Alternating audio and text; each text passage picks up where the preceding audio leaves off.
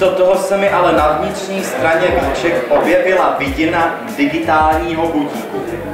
Byl to starý budík z 80. let, dřevěném provedení. Moje babička ho měla ve svém bytě v londýnské čtvrti Bethnal Green a teď už neukazoval čas, odpočítával. Číslice se jen míhaly, jak rychle se měnily.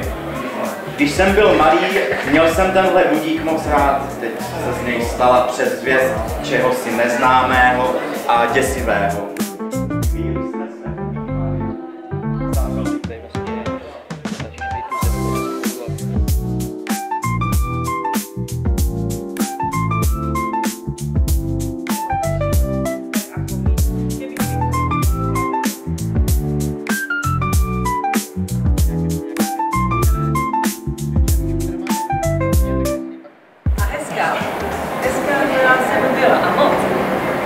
Nejmodřejší oči v kampru.